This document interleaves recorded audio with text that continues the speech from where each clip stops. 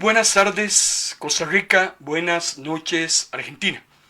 Les saluda su hermano en Cristo, Marco Peña, director de ministerio, agradecido con el Señor por esa nueva oportunidad que nos da el Eterno de reunirnos alrededor de su santa palabra. Martes, jueves, nos corresponde reunirnos en nuestra plataforma de Facebook Live. Hoy es jueves, para que continuemos con ese tema tan interesante que hemos titulado 100 relatos con aguijón.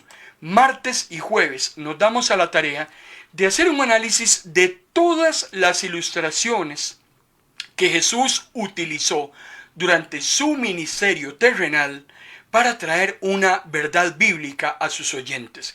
Jesús toma elementos conocidos en su contexto y trata de hacer comparaciones con temas doctrinales muy importantes que el hombre y la mujer tienen que conocer, y lo hace para que sean más fácilmente asimilables. Sin embargo, serán escuchados y atendidos solo por aquellos corazones que estén receptivos. Estamos en este momento entonces con el tema, la sesión de esta tarde-noche que hemos titulado Un siervo despiadado. De eso vamos a estar hablando, una ilustración magistral que utiliza el maestro de maestros para que comprendamos algo que él quiere enseñarnos. Esas verdades bíblicas, amado hermano y hermana, son tan vigentes hoy en día como lo fueron exactamente hace 2000 años. Es increíble cómo el Señor nos enseña, y hoy en día podemos asimilarlas como si estuviésemos escuchando a Jesús hace 20 siglos.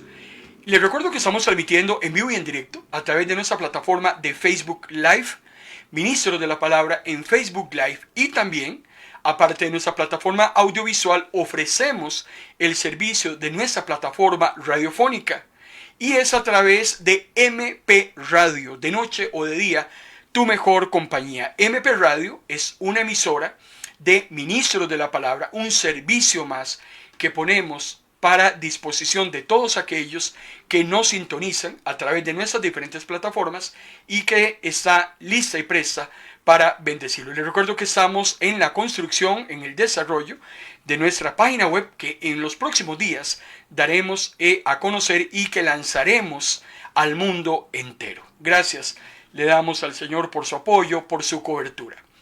El relato que nos reúne en este momento es el número 58 y lo hemos titulado Un siervo despiadado.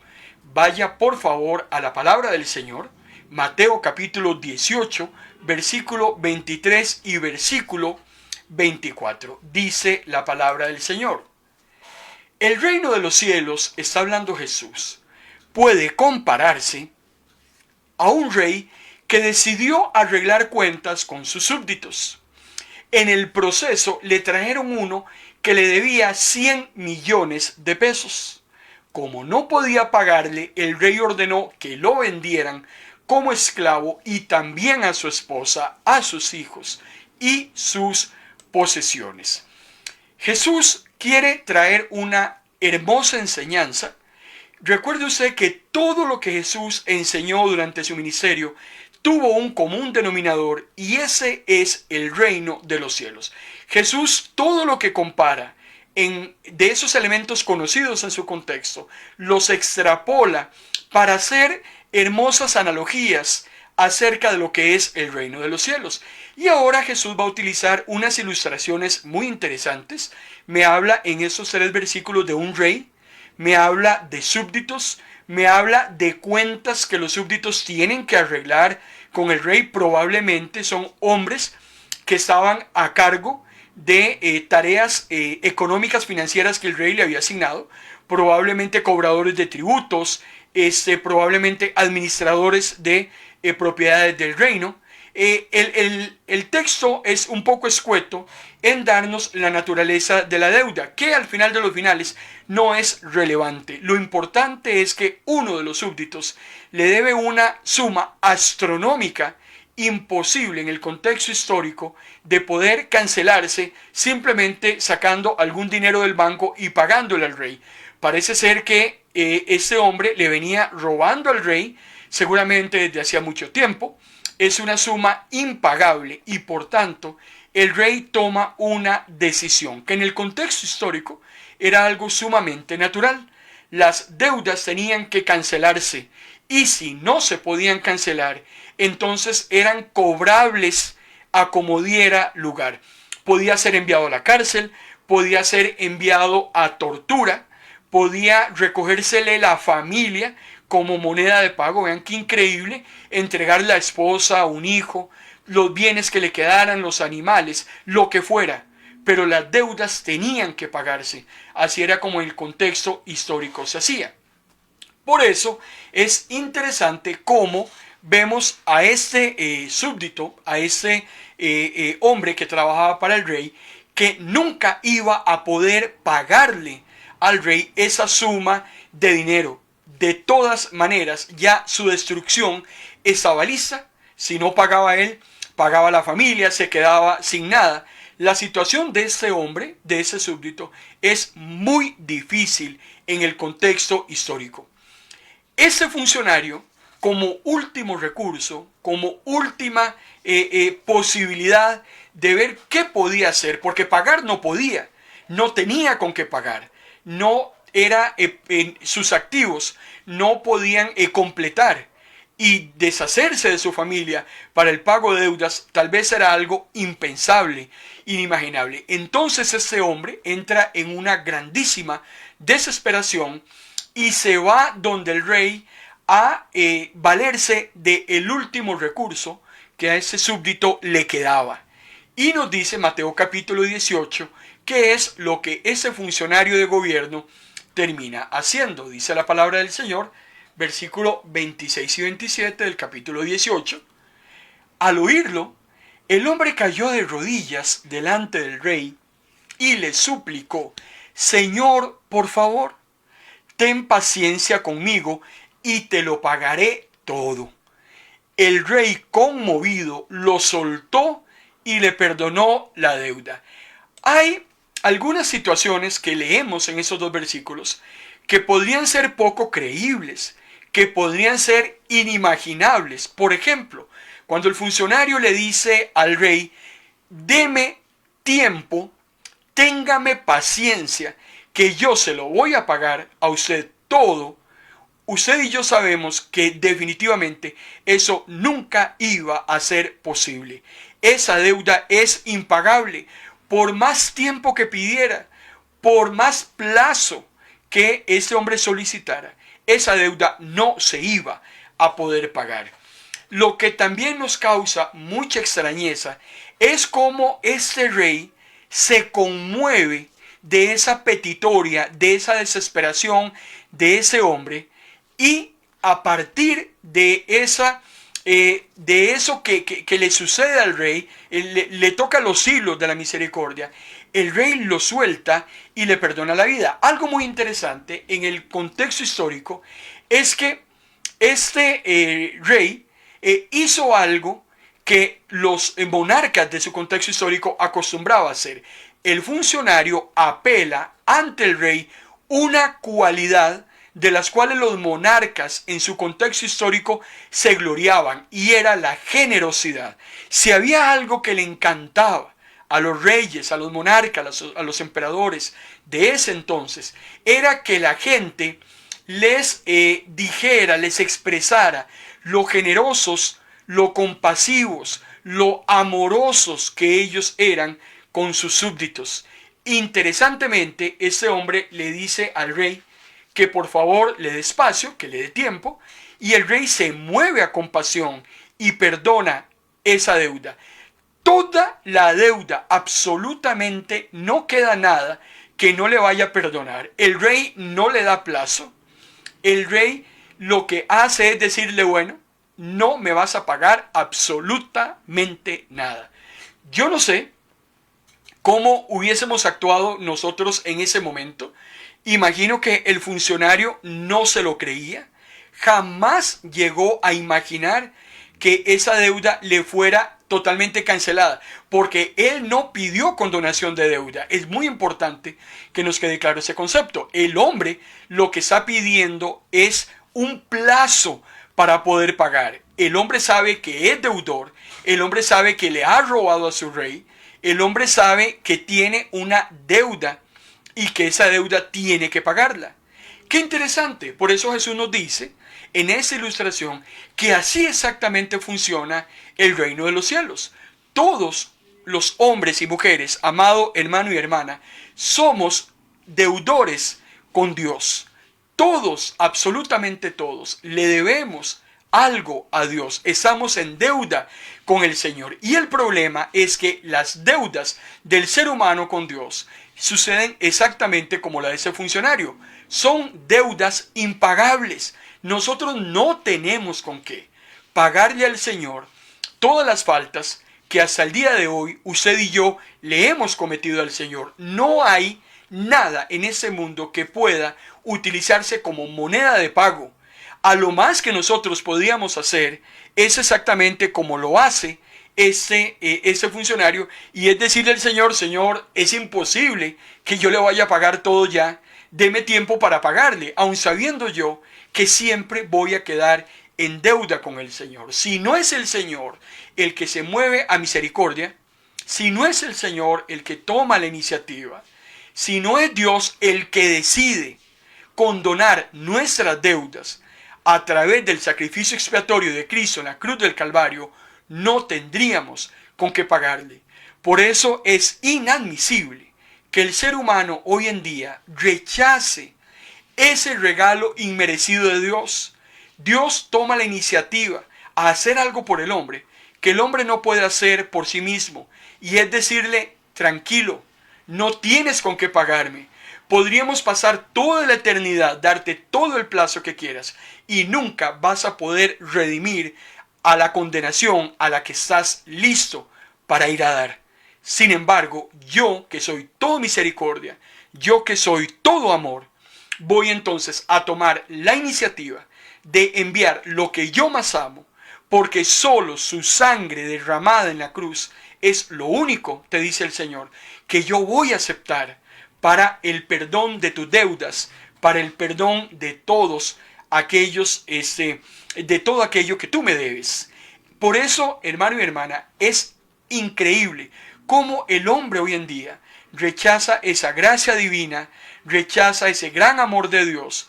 Porque cuando yo le estoy diciendo no al Señor, yo lo que estoy haciendo, dice el escritor de los Hebreos, es tomando como inmunda la sangre de Cristo. Y definitivamente, después de eso, ya el hombre no tiene ninguna posibilidad para poder pagar sus deudas. Recuerde que los pecados o se pagan en la cruz del Calvario, o se van a tener que ir a pagar al infierno, y por toda la eternidad.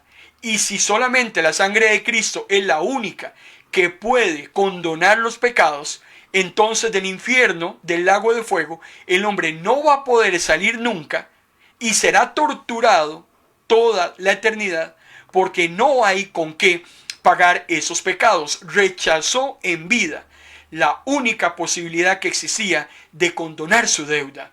Y por eso es tan impresionante, porque lo que ese hombre le debía a Dios no era cualquier cosa, era una cantidad exorbitante, como tal vez usted y yo tenemos que reconocer que son muchos nuestros pecados, son muchas nuestras faltas, pero también el texto me demuestra que no hay nada que Dios no perdone. No hay pecado que Dios no perdone, no hay cantidad de pecados que Dios no perdone. El único pecado imperdonable es esa necedad del hombre en rechazar ese regalo inmerecido. Eso será lo único que Dios no va a perdonar, porque el hombre no lo quiere y por tanto Dios no le puede perdonar al hombre. Simplemente, bueno, si no quieres entonces la sangre de mi hijo, pues tranquilo. Ahí vamos a inventar a ver cómo hacemos para perdonarte tus deudas. Eso no va a suceder nunca. Por eso el pecado imperdonable es blasfemar contra el Espíritu Santo, es negar esa obra redentora que hace Cristo, es pisotear al Hijo. Eso es lo que para Dios es imperdonable. Pero lo demás, indistintamente tu pecado, indistintamente los años que tengas de estar llevando a cabo todos tus delitos y todas tus faltas, el Señor, en el momento en que vienes con corazón contrito y humillado, Dios toma todas esas faltas. Si de verdad estás arrepentido, si de verdad quieres cambiar, si de verdad quieres entrar en un proceso vitalicio de santificación, si de verdad quieres entrar también a servirle hasta el último día de tu vida, el Señor, hermano y hermana, está dispuesto a condonarte lo que sea, como lo hizo este rey. Ahora, el relato no termina hasta aquí, porque interesantemente Jesús está contando una parábola. Hay gente que lo está oyendo. La parábola es un relato muy corto, es un cuento pequeño, que al final del relato trae un aguijón, algo punzante, que lo que produce en la persona es tener que tomar una decisión. Jesús está hablando y quiere que el hombre reaccione ante ese relato. Jesús continúa en el versículo 28 y 29. El hombre de los versículos anteriores está muy contento, está muy agradecido con Dios, está que no cabe de la felicidad, acaba de salvar a su familia, acaba de salvar sus bienes, acaba de salvar su vida misma. Dios le ha perdonado, el rey le ha perdonado. Pero ¿qué es lo que sucede a continuación que hace este relato traer un giro impresionante?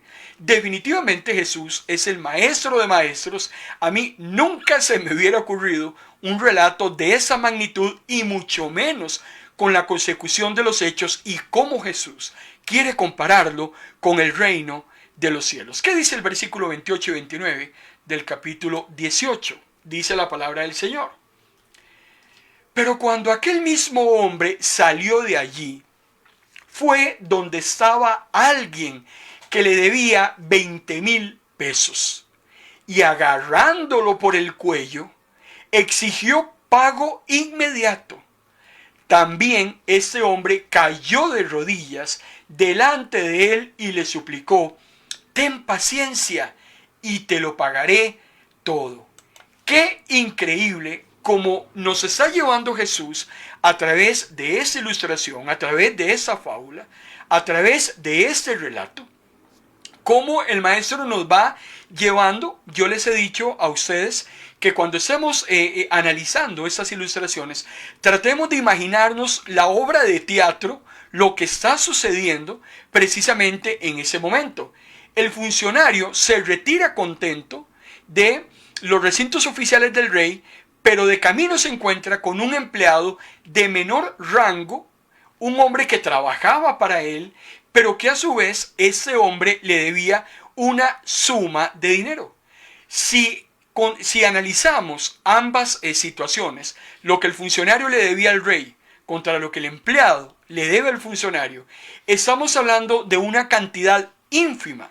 Este empleado le debía al funcionario 5,000 veces menos de lo que el funcionario le debía al rey. Solamente, hermano y hermana, ponga en una balanza las deudas de uno y las deudas de otro. Este hombre, este empleado, se le arrodilla al funcionario como el funcionario se le había arrodillado al rey. Vean cómo los acontecimientos son muy similares en cuanto a las acciones de los deudores. El deudor que le debía al rey se arrodilla. El empleado que le debe al funcionario se arrodilla. El funcionario le pide al rey un plazo para poder pagar esa deuda impagable y no necesariamente le pide la condonación de la deuda. Eso fue una sorpresa para él. El empleado le pide a su vez al funcionario exactamente lo mismo: un poco de paciencia para pagar esa deuda. Si usted compara una deuda contra la otra, la deuda del empleado podía haberse pagado en un tiempo determinado. Es una deuda ínfima en relación a lo que el funcionario debía, por lo tanto era una deuda pagable. Con un poco de paciencia de parte del funcionario, este empleado podía haberle cancelado. Pero Jesús entonces nos sigue metiendo en el relato. Es increíble cómo el Señor nos va envolviendo, nos va metiendo en la obra de teatro que se está dando. Pero hermano y hermana, recuerde que esto no es algo ficticio, sino que trae detrás de este cuento, trae una grandísima verdad bíblica, algo que es real y que sucede hoy en día. Por eso decimos que este relato era tan interesante en la época de Jesús como lo es 2000 años después. Vean la respuesta de ese funcionario a su empleado. En el versículo 30 dice la palabra del Señor: pero su acreedor no quiso conceder ninguna prórroga y lo hizo arrestar y meter a la cárcel hasta que la deuda quedara completamente saldada. Ese funcionario tenía la facultad de meter a la cárcel a este pobre deudor por esa deuda, indistintamente la suma que fuera, y también la ley permitía que usted estuviese encarcelado hasta que la deuda fuera paga. ¡Qué increíble! Cuando yo extrapolo espiritualmente, abro mi corazón, le pido al Espíritu Santo que me guíe, que me abra el entendimiento. Hermano y hermana, exactamente así sucede con todo ser humano. El hombre allá afuera se encuentra en ese momento encarcelado. El hombre está bajo condenación. El hombre allá afuera, en este momento, el que no ha conocido a Jesús, se encuentra bajo condenación. No hay absolutamente nada que hacer con él si él mismo no decide venir a Jesús. Jesús mismo lo decía cuando él vino por primera vez. Jesús dice que él vino a salvar. Jesús dice: yo no vine a condenar.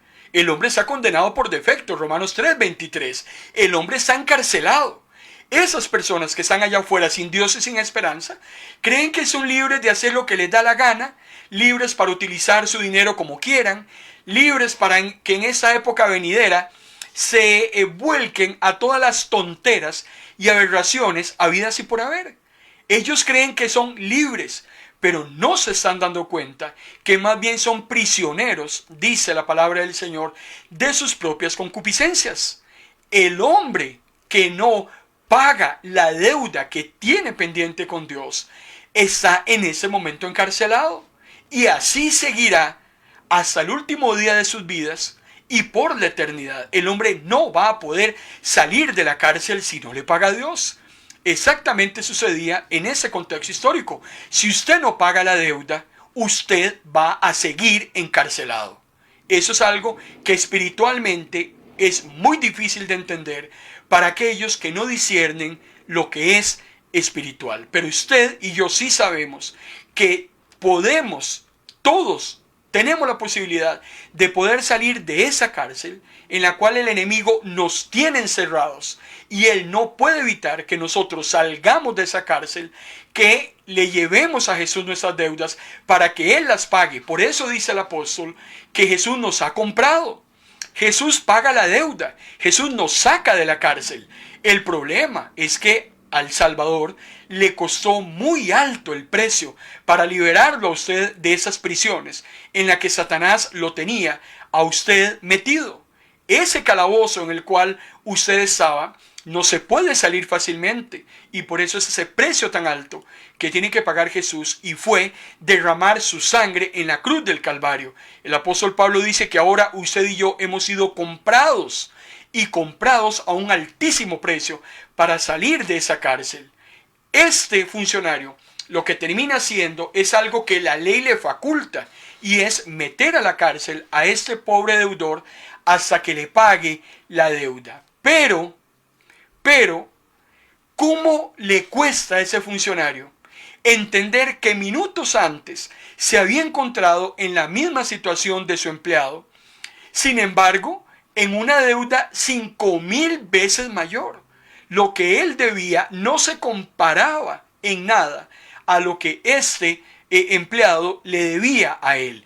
Por eso es que yo trato de imaginar a los hombres que están escuchando el relato alrededor de Jesús, lo excitante de la historia, se están mordiendo las uñas escuchando a Jesús. Es tan interesante lo que el maestro está relatando, que también llega un momento donde la persona se compenetra con la historia y yo me imagino que la gente estaba muy indignada, la gente estaba muy exasperada, la gente ya estaba hablando hasta mal del funcionario, que qué barbaridad. Tal vez usted está pensando lo mismo que yo en ese momento. Qué barbaridad, cómo se le había perdonado tanto a él y él no podía haber perdonado lo que ese empleado le debía, que era, hermano y hermana, 5,000 veces menos. Sin embargo, no todo queda hasta ahí. La historia no puede terminar hasta ahí. Hay una grandísima injusticia que definitivamente el Creador no la puede dejar pasar. Y es ahí donde Jesús continúa con ese relato tan magistral y nos dice en el versículo 31 al versículo 33.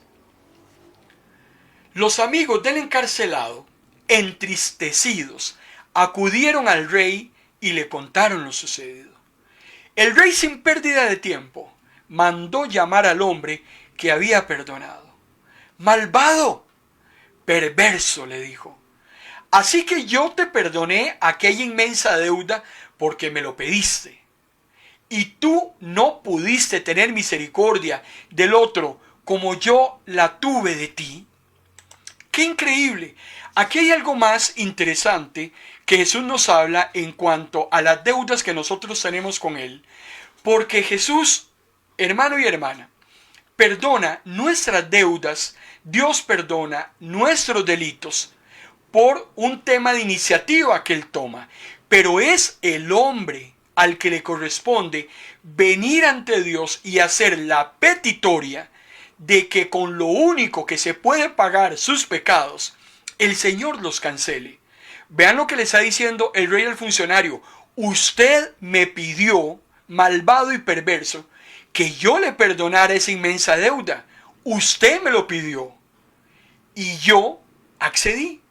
El hombre, hermano y hermana, no es perdonado por defecto. Nadie en este planeta recibe perdón de pecados simplemente porque Cristo haya ido a la cruz y haya derramado su sangre por nuestras faltas. No, Jesús provee la paga ante Dios. Jesús le dice a Dios, todos los que quieran reconciliarse contigo lo pueden hacer porque yo pagué sus faltas con mi sangre. Y Dios le dice, de acuerdo, pero eso será solamente para aquellos hombres y mujeres que de verdad vienen delante de Dios a pedir que el Señor, en su gran misericordia y apelando a esa sangre que es la que paga las faltas, sus pecados sean perdonados. El rey le dice, ¿cómo es posible que usted me pide lo que me pide y que yo acceda y que usted no pueda tener la misma misericordia? 5,000 veces menos de misericordia era lo que usted necesitaba usar con ese otro, así como yo la tuve con usted. El rey está indignado, el rey está muy mortificado, lo ha llamado malvado. Ahora sí, el rey está sumamente molesto, lo ha llamado perverso. El rey siente que ha sido defraudado por ese funcionario, porque él le había mostrado su generosidad, porque él le había mostrado su misericordia, y que ese funcionario no hubiese podido perdonar eso tan ínfimo, era algo que el rey no iba a dejar pasar. Por eso, hermano y hermana, es muy importante que a usted y a mí nos quede claro, en esa ilustración hay algo todavía más adicional que no hemos comentado. Vean qué interesante cómo estas ilustraciones de Jesús, que tal vez en alguna oportunidad usted las ha leído, algunos lo llaman los deudores, y uno se enoja con el que se debía más y perdona menos, y toda la cosa. Pero si usted reflexiona en esta parábola, son muchas las cosas que Jesús nos dice. Por ejemplo, algo adicional que no hemos mencionado es que la predicación de Jesús, así como la predicación de los profetas del Antiguo Testamento, así como las predicaciones de los apóstoles en el Nuevo Testamento, incluyen gracia y misericordia. Claro que sí. Dios es un Dios de amor, es un Dios misericordioso, es un Dios lleno de gracia, pero también el mensaje lleva implícito también el juicio.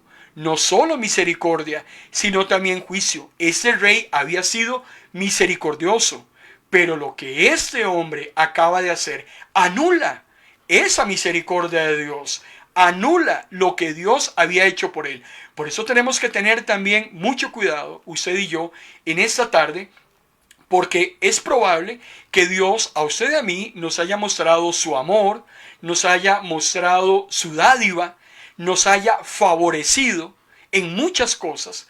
Pero cuidado, porque el Señor en determinado momento también podría quitarnos su favor, podría quitarnos su misericordia, podría quitarnos todo aquello que nos ha dado por gracia, porque no lo merecíamos. Y hermano y hermana, si el Señor nos quita su favor, lo único que nos queda a usted y a mí es el juicio. Y eso es algo que el hombre tiene que entender allá afuera.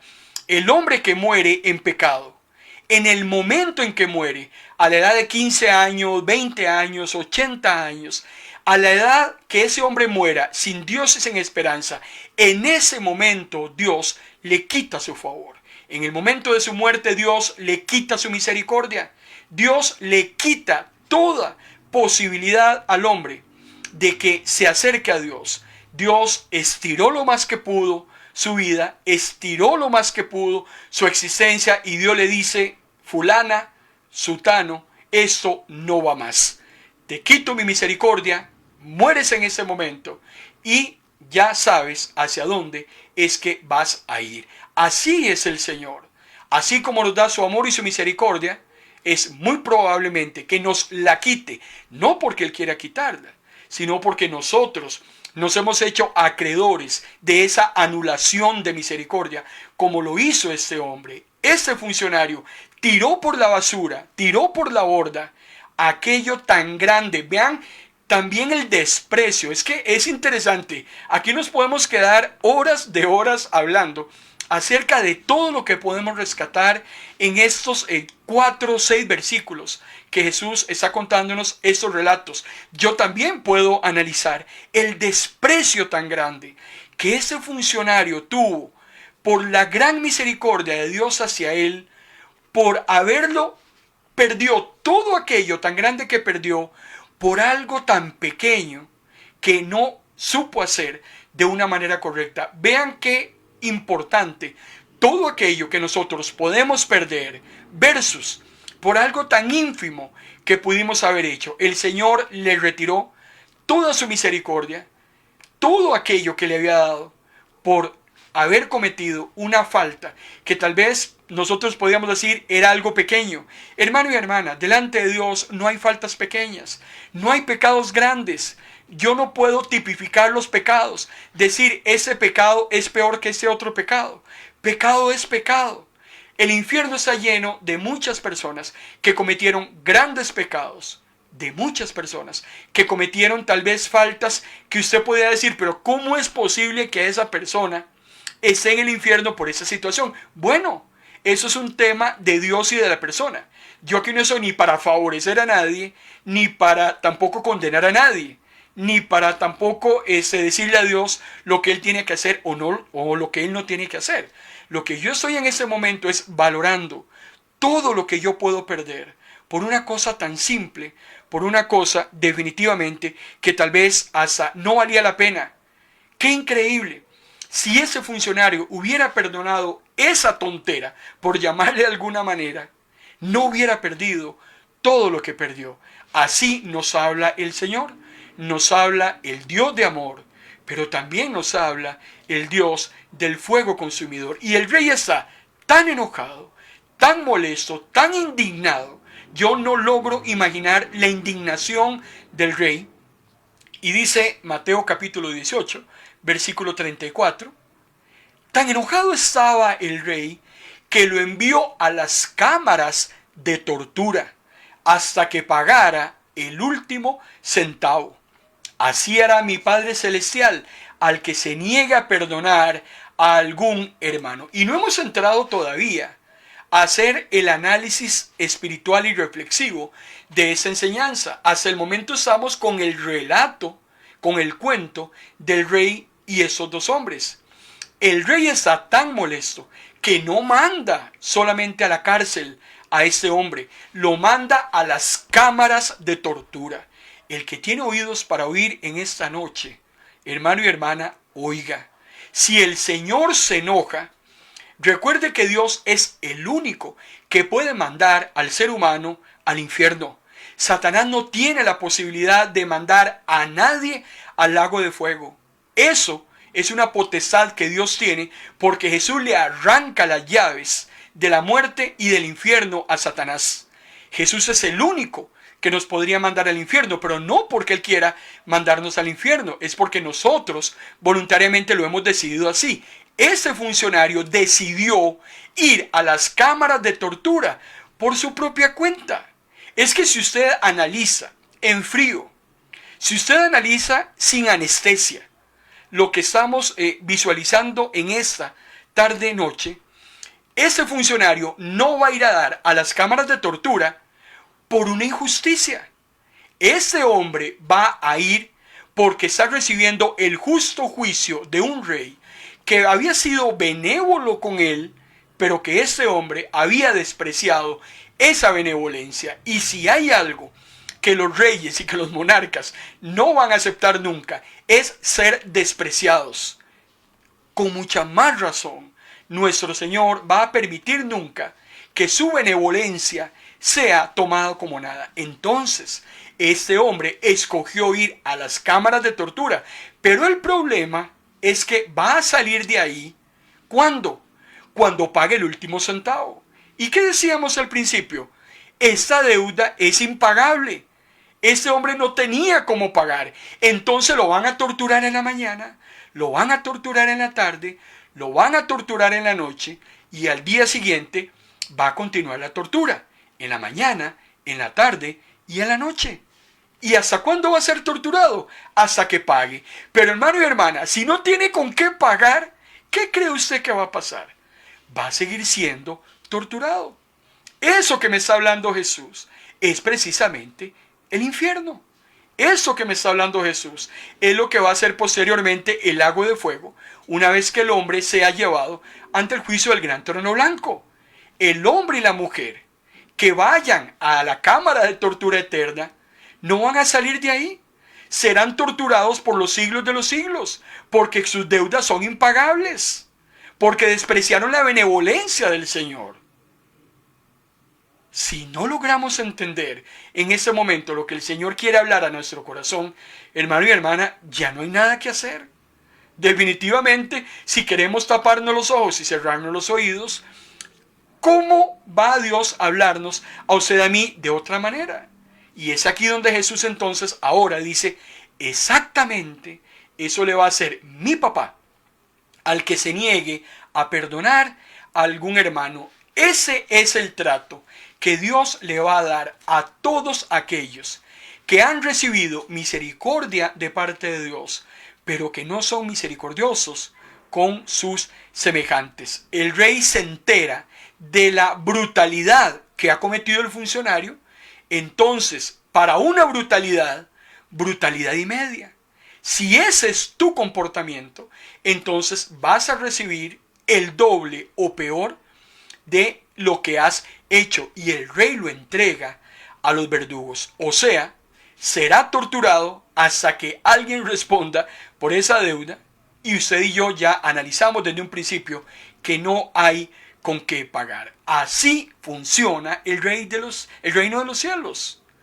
¿Cuál mayor claridad necesitamos usted y yo para entender verdaderamente lo que Jesús nos está diciendo en esta noche? ¿Cómo es posible, dice Jesús, que nosotros en Mateo capítulo 6, versículo 12 digamos, perdona nuestras deudas, así como nosotros perdonamos a los que nos adeudan? ¿Cómo voy yo a decirle al Señor en la oración modelo, Señor, perdóneme, así como yo he perdonado? Yo no tengo cara para venir delante de Dios a decirle que me perdone si yo no he perdonado. El que ora la oración modelo está, vean qué interesante, está condenándose o justificándose con sus palabras. Vean qué increíble, cuando yo estoy diciendo, Padre nuestro que estás en los cielos, santificado sea tu nombre, vénganos tu reino, hágase tu voluntad aquí en la tierra, así en la tierra como en el cielo.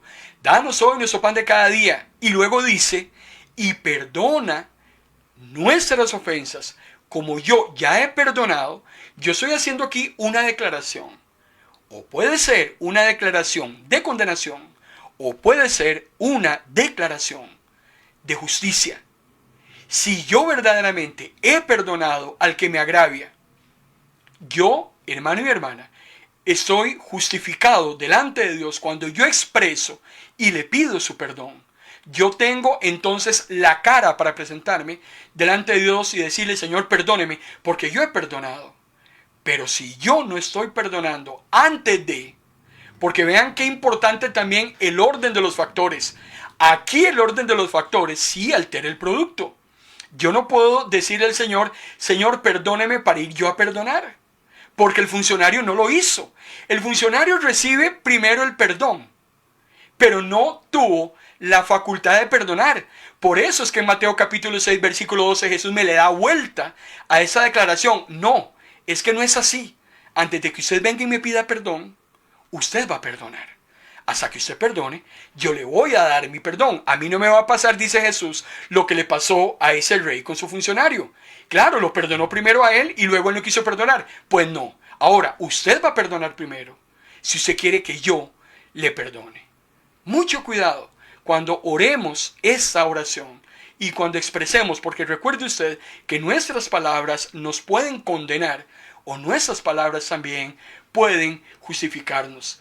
Es muy importante que en esta tarde-noche tomemos toda la seriedad del caso, que definitivamente analicemos todas aquellas situaciones relacionales que nosotros estamos sumidos mañana, tarde y noche y que analicemos. Tal vez en ese momento estamos necesitando perdonar a alguien, ponernos a cuenta con alguien, y no podríamos tener la cara de presentarnos delante del Señor si esas situaciones no las hemos resuelto antes. Por eso es muy importante no solo las deudas con Él. Dios no está interesado solamente en lo que usted le debe. Dios está interesado en lo que los demás le deben a usted. Y Dios espera que exactamente usted y yo actuemos de la manera como Él actúa con nosotros. Si Él me perdona, yo antes he debido perdonar.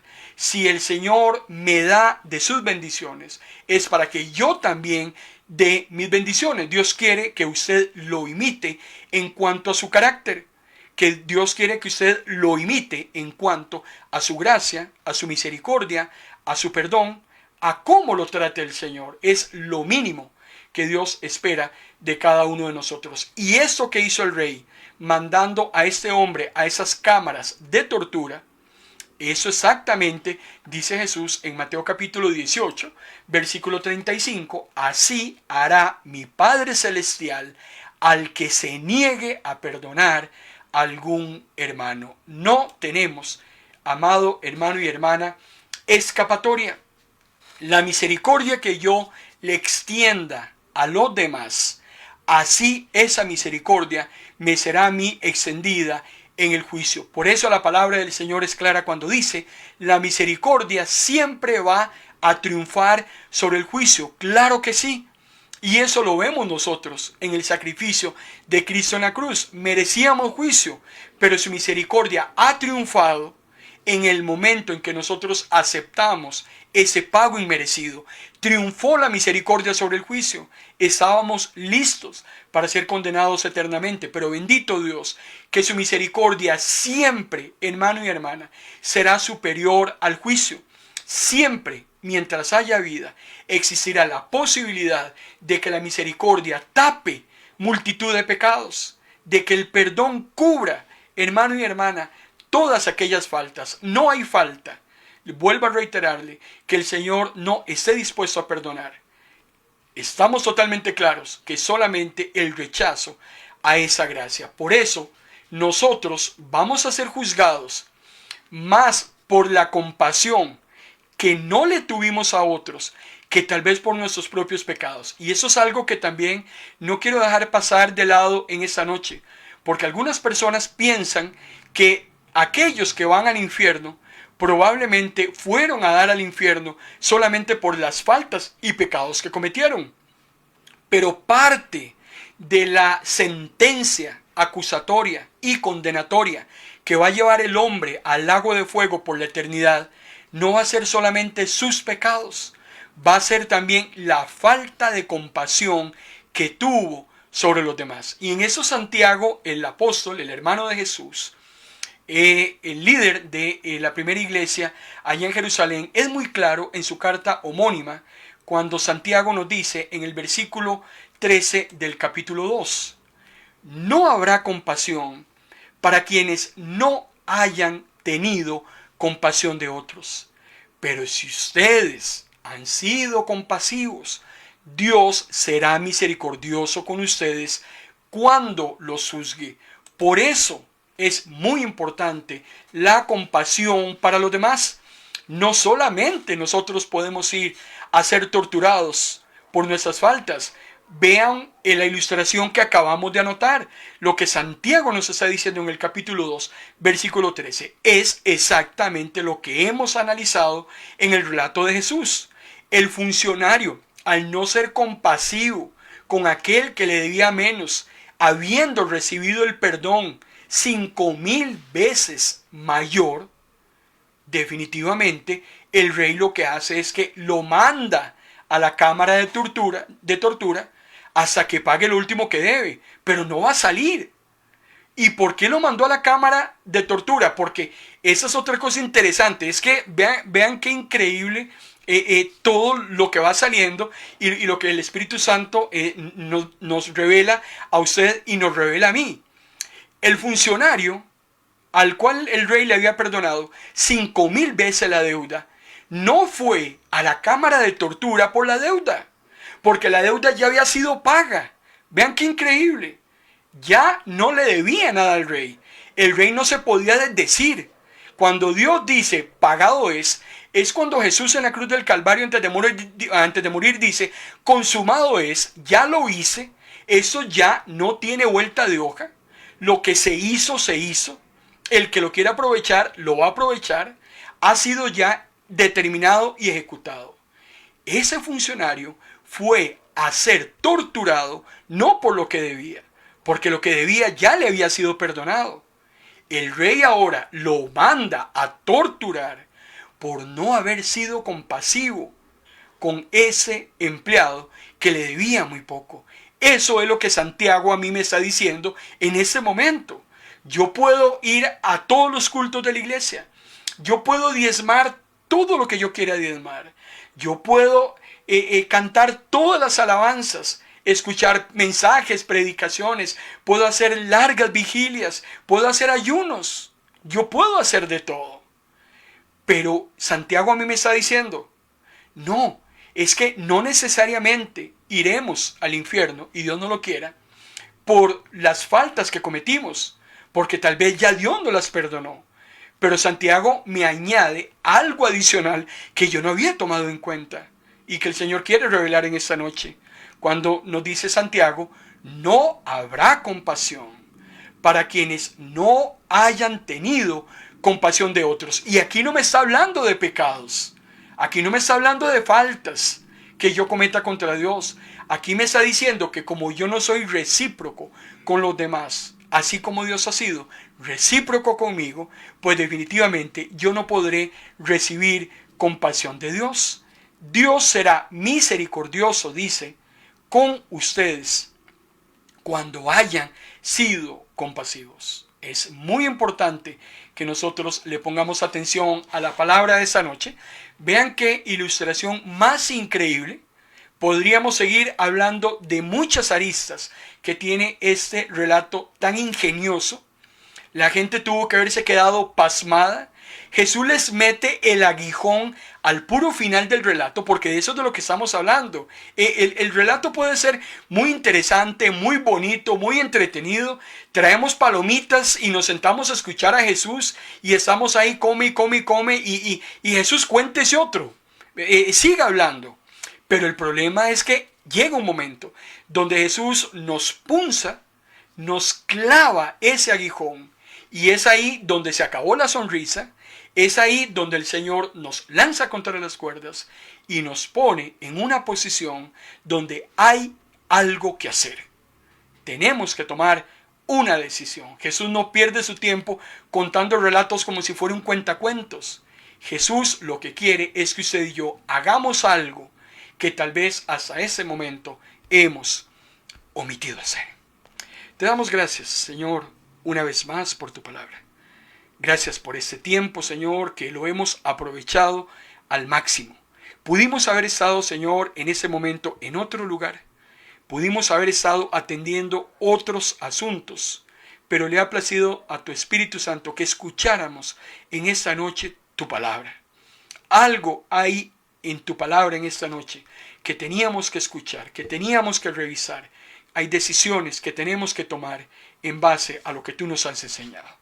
Que sea tu Santo Espíritu, Señor, en este momento, el que hable a cada corazón, lo esté ministrando y que inmediatamente salgamos a hacer lo que tú nos has encomendado y nos has revelado a través de tu palabra. Toda la honra, toda la gloria es tuya, en el nombre de Cristo Jesús. Amén. Le invito, hermano y hermana, para que hoy a las 7 de la noche, poquito más de una hora, usted sintonice MP Radio. Hoy a las 7 de la noche, hora de Costa Rica, sintonice MP Radio. La doctora Gisela Araya tendrá su programa Psicología del Alma. La doctora Araya es psicóloga de profesión, profesional en la materia, y damos gracias a Dios porque a través de este programa podemos hacer un análisis de las áreas emocionales, las áreas sentimentales, esa otra parte de nuestro ser que todos los seres humanos tenemos. Pero qué importante es hacer esos análisis reflexivos de nuestros modelos conductuales a la luz de la palabra del Señor. Hoy hay un tema muy interesante que usted no se puede perder y que está relacionado con todas aquellas personas con las cuales usted se relaciona. Puede ser personas que usted se relaciona, personas con afinidad natural, también como amigos, como vecinos, como compañeros de trabajo. Usted también se relaciona con personas por afectividad consanguínea, sus hijos, primos, tíos, padres, hermanos. Pero no todas las relaciones son buenas. No todas sus relaciones le generan a usted un valor agregado. Hoy la doctora Araya va a hablar acerca de esos tipos de relaciones, algunas que nos bendicen, que nos dan valor agregado, que nos acercan a Jesús, pero también hay relaciones tóxicas, relaciones que no nos dejan nada bueno y que sería importante que las revisemos ya, porque es capaz que a partir de esta sesión de esta noche usted tenga que tomar decisiones con muchas personas que lejos de bendecirlo, a usted más bien, hermano y hermana, le están provocando graves daños. Pero dejemos que sea la doctora Araya la que trate este tema, si Dios lo permite, hoy a las 7 de la noche en su programa Psicología del Alma. MP Radio, de noche o de día, tu mejor compañía. Por mi parte, los bendigo con toda bendición de lo alto. Los espero el próximo martes para que continuemos con estos relatos tan apasionantes, estos relatos que tienen tanta enseñanza y que todavía, hermano y hermana, hay bastante que comentar. Que Dios los bendiga.